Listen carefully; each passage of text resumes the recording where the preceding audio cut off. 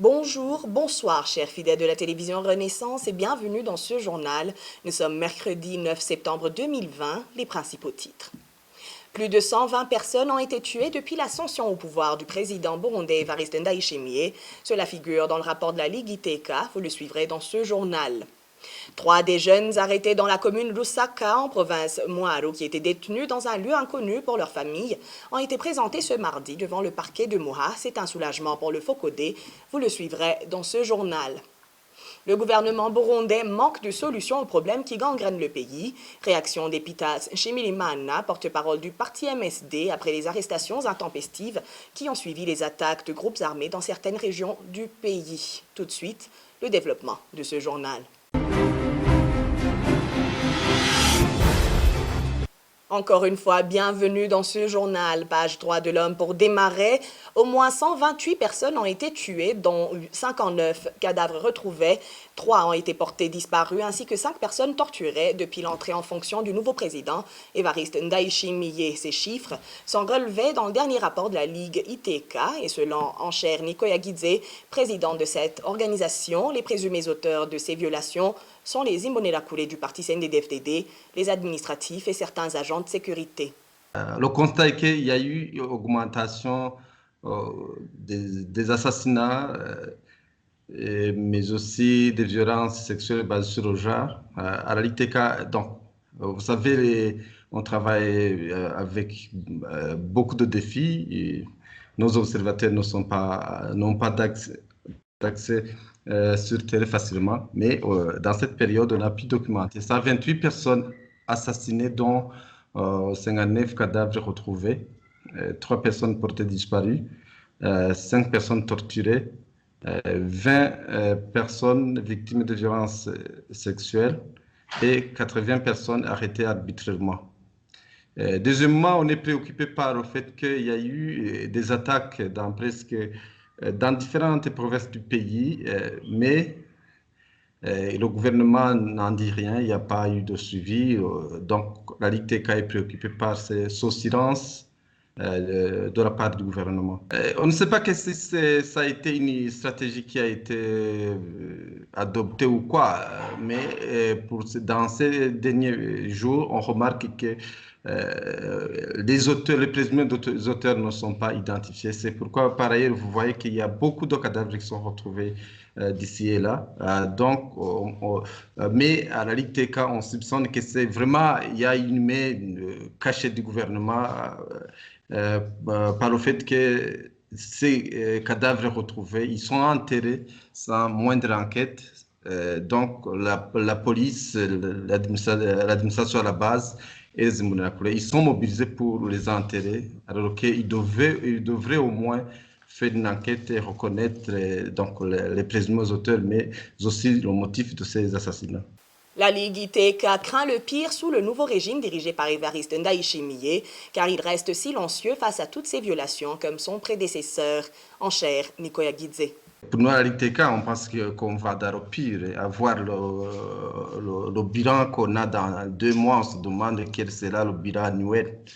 Et là, le fait qu'il y a toujours un silence, donc il y a la Ligue TK, vraiment, on est préoccupé de l'avenir du pays, vu que donc, d'abord, c'est un nouveau gouvernement, il devrait se préoccuper pour se démarquer de l'ancien, de son président, de celui qui l'a remplacé. Mais on remarque que vraiment pour le moment, on voit qu'il y a augmentation de ces crimes et que lui ne dit rien. On se demande s'ils sont compris. Mais en réalité, c'est pas étonnant. C'est pas étonnant à voir ceux qui sont à la tête du pays et à voir que la sécurité, ceux qui sont à la tête du pays étaient rapportés dans différents rapports produits par différentes organisations. Là, je reviens sur le nom du Premier ministre et le ministre en charge de la sécurité et du développement communal et autres. En chair, Nicoya Guidze, le président de la Ligue ITK, après 9 jours de détention dans un lieu secret, les 3 jeunes de la commune Lusaka, en province Moaro, ont été présentés au parquet de Moura ce mardi avant d'être transférés à la prison centrale de Mimba. Ces jeunes ont été arrêtés le 31 août 2020 par les agents du service national de renseignement. C'est un ouf de soulagement pour Pacifique Ninina-Hadzwe, président du Forum pour la conscience et le développement FOCODE. À travers la campagne Dondeza, il demande néanmoins que les 2 autres qui sont toujours dans un cachot du service national de renseignement de Muramvya soient présentés devant un juge. C'était pour nous et pour les familles des détenus un sentiment de soulagement parce qu'on était désespérés. En principe, quand des gens ont été arrêtés ou détenus par le chef du service national de renseignement de Moaro, Gérard Ndaïsenga, et qu'ils ont été introuvables dans les cachots officiels, il est très rare que ces personnes soient de nouveau retrouvées. C'est donc un soulagement, un ouf de soulagement de notre côté. Cette apparition confirme ce que nous avons souvent dénoncé, l'existence des cachots secrets du service national de renseignement. Selon les informations obtenues au parquet de Moura, les 3 jeunes étaient détenus au service national de renseignement à Rohero, tout près de la cathédrale Regina Mundi. Pourtant, ceux qui avaient cherché dans les cachots à Rohero ne les avaient pas trouvés. Ceci signifie qu'ils étaient détenus dans un endroit caché. Les 3 jeunes étaient très faibles, très fatigués. Ils avaient du mal à se tenir debout. Selon les informations aussi obtenues, ils auraient été tabassés gravement et ils auraient passé 2 jours sans manger, ce qui expliquait leur état d'hier. Selon les mêmes informations, après avoir été auditionnés par le parquet, les 3 jeunes ont été envoyés à la prison centrale d'Omimba.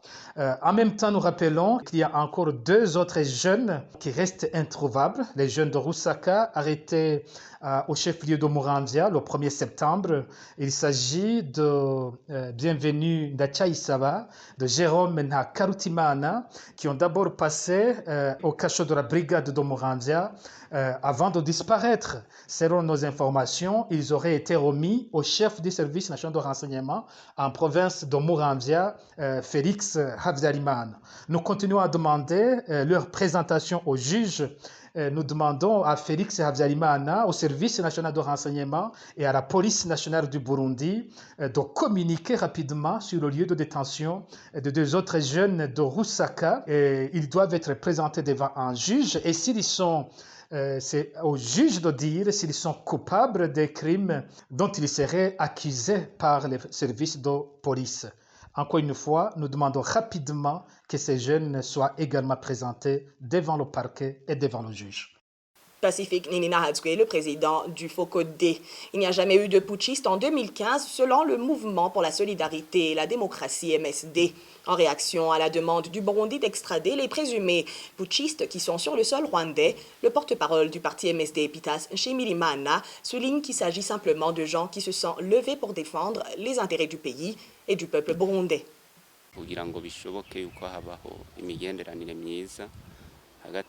Ce n'est pas la première fois que le gouvernement du CNDD-FDD viole la paix et la sécurité en procédant à l'arrestation des innocents, des accusés associés à cela. À chaque fois qu'il y a un groupe de Burundais qui combat pour ses droits, le gouvernement se lance dans une opération d'arrêter les gens qui ne sont accusés de rien. Il n'y a aucune autre interprétation que celle du manque de solutions pour toutes les questions qui gangrènent le pays. Ceux qui combattent le régime du CNDD-FDD ne sont pas des Tutsis. Ceux qui refusent que ce pouvoir continue à commettre des dégâts sont de toute ethnie. À titre d'exemple, Leonidas Yatungimana, ancien porte-parole du FEPI Nkurunziza, Onésime Nduwimana, ancien porte-parole du CNDD-FDD, Leonard Nyangoma, le fondateur de ce parti actuel qui décime la population. Et ces gens sont des Tutsis. Il y en a beaucoup d'autres, y compris même ceux de ce groupe qui n'acceptent pas ce que fait ce pouvoir aujourd'hui. Je pense que le CNDD-FDD cherche là où il n'est pas question, pas d'ethnie au Burundi. L'ethnie reste dans la tête de ce groupe qui veut faire le génocide. Et le génocide qu'il veut commettre, ce n'est pas pour les Tutsis seulement, mais un génocide envers tous les Burundais qui n'acceptent pas tout crime commis envers eux depuis 15 ans.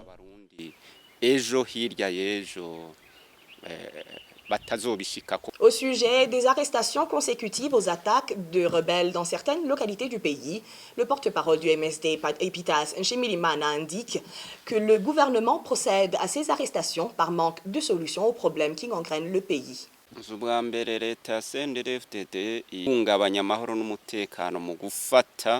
Le prétexte que le gouvernement du Burundi met en avant pour qu'il y ait encore de bonnes relations entre le Rwanda et le Burundi est sans fondement. Tenez, un pays qui ne parvient pas à amener la paix au profit des Burundais eux-mêmes, le Burundi qui ne peut même avoir la paix lui seul, comment il peut vivre dans la paix avec les pays voisins? Nous voulons par conséquent dire au peuple burundais, et surtout les dirigeants actuels, qu'ils reconnaissent qu'il n'y a jamais de putschistes. Il existe tout simplement des gens qui se sont mis debout pour l'intérêt de la nation, afin de dire aussi non à la violation des accords d'Arusha et la Constitution. Je me demande entre le groupe d'Evariste Ndayishimiye, Gervais Ndirakobucha Dinda Kugarika, Alain Guillaume Bunyoni et le peuple burundais qui ont manifesté en 2015, lesquels sont qualifiés putschistes. Je pense que les premiers sont ceux du pouvoir. Partout au monde, quand un peuple se met debout pour défendre ses droits, il ne doit pas être considéré comme putschiste. Enfin, les Burundais eux-mêmes continueront à défendre les droits, que ce soit aujourd'hui ou demain, jusqu'à détruire ce groupe qui a pris en otage le pays. Ils y parviendront. Si c'est au Mali l'ont fait, la population burundaise, elle aussi va y parvenir.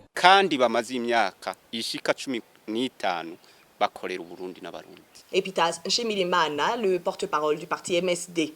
Les réfugiés burundais du camp de Lusenda, en République démocratique du Congo, viennent de passer 6 mois sans ration alimentaire. Cela inquiète la coalition burundaise des défenseurs des droits humains vivant dans les camps des réfugiés CBDH Vicar. Pour Léopold Shalangabo, vice-président de cette coalition, c'est l'une des stratégies du gouvernement congolais pour que ces réfugiés rentrent de force. Léopold Shalangabo demande au HCR et au gouvernement congolais de respecter les droits des réfugiés. Ça se voit bien que le rapatriement forcé des réfugiés burundais se trouvant en République démocratique du Congo et derrière la famine des réfugiés causée par le HCR et le gouvernement de la RDC qui ne donnent pas aux réfugiés de quoi mettre sous les dents. Certains pays hôtes ont tombé dans la piège du pouvoir de Gitega qui réclame souvent les réfugiés. Par exemple, vous avez entendu que la Tanzanie essaie d'intimider les réfugiés burundais. Arzaleva a fait mal marcher et autres actes de violation de les droits. Et voilà, la RDC a choisi de les affamer pour qu'ils puissent rentrer à cause de la famine. Le HCR, en collaboration avec le PAM, ont demandé aux réfugiés de se faire inscrire aux cartes SIM. Mais arrivé à l'agence pour récupérer l'argent, ces derniers trouvent que ces cartes SIM ne les appartiennent pas. Cela est une autre stratégie pour les traîner et pour que ces réfugiés décident de rentrer. C'est pour cela que nous demandons au HCR et au gouvernement de la RDC le respect des réfugiés. Car ils ont droit d'avoir de quoi manger, donc en provenance du HCR. Et nous les demandons de laisser aux réfugiés le choix de rentrer. Léopold Shalangabo, vice-président de la coalition CBDH Vicar. 24 ans, jour pour jour après l'assassinat de Monseigneur Joachim Ruhuna, alors archevêque du diocèse de Gitega, le mouvement rebelle CNDD-FDD, au maquis à cette époque, est accusé d'avoir commis ce forfait. Jusqu'aujourd'hui, la justice burundaise n'a pas pu mettre la main sur les auteurs de ces crimes. Un rappel des faits avec Thierry Bigilindavi. Monseigneur Joachim Ruhuna, ancien archevêque de Gitega, a été tué par des hommes armés le 9 septembre 1996. Il est tombé dans une embuscade des hommes armés tout près de la rivière Mubarazi, séparant les communes Bugendana et Mutao dans la province de Gitega. Au moment des faits, ces communes étaient le bâtiment de la rébellion du CNDD-FDD. Selon divers témoins, Monseigneur Ruhuna se trouvait à bord d'une Jeep avec 6 autres passagers, son chauffeur, des sœurs et une femme comptable de la commune Chombo et 2 jeunes filles élèves au lycée de Bourassira. Seuls les corps des 2 religieuses ont été retrouvés sur le lieu de l'embuscade. Le corps de l'évêque a été retrouvé par les forces de l'ordre 3 jours plus tard, enterré à 3 km du lieu de l'embuscade. Les 4 rescapés, tout sous tout, le chauffeur, une comptables et des lycéennes pris en otage par les assassins ont été relâchés après des négociations conduites par un ecclésiastique local contre le paiement de l'équivalent de $70. La rançon a été versée aux responsables locaux de la rébellion du CNDD-FDD. Monseigneur Ruhuna avait déjà été victime d'un attentat le 6 septembre 1995 à une vingtaine de kilomètres au nord de Bujumbura. Il en était sorti indemne, mais l'abbé Guigo Rurangigwa qui l'accompagnait était mort par balle. Les témoignages de ceux qui ont côtoyé ce prélat indiquent que Monseigneur Joachim Ruhuna était un beau pasteur, plein d'amour. Durant la crise de 1993, il a protégé plusieurs personnes ayant trouvé refuge à l'évêché de Gitega, qui n'était pas de son ethnie, comme il l'avait d'ailleurs fait dans la crise de 1972. À l'époque, il était recteur du grand séminaire de Bujumbura. 24 ans après l'assassinat de Monseigneur Ruhuna, la justice burundaise n'a rien fait pour que les auteurs de ce crime odieux soient appréhendés et traduits en justice. Le diacre Cyril Kamana, qui avait été emprisonné, accusé d'avoir collaboré avec les assaillants dans ce forfait, a été libéré 7 ans après. Et avant de clore notre journal, les 4 journalistes du groupe de presse Iwachu totalisent aujourd'hui 324 jours d'incarcération. La cour d'appel de Nahangwa a décidé de leur maintien en prison vendredi 5 juin 2020. Ils ont été condamnés le 30 janvier à 2 ans et demi de prison et une amende d'1 million chacun par le tribunal de grande instance de Bubanza. Christine Kamikazi, Agnès Ndirubusa, Terence Mozenzi et Jida Lelimana ont été arrêtés à Musigati le 22 octobre de l'an dernier et sont accusés de tentative d'atteinte à la sécurité intérieure de l'État. Et voilà, fin de ce journal. Merci à toute l'équipe de production et à vous tous qui l'avez suivi. Au revoir.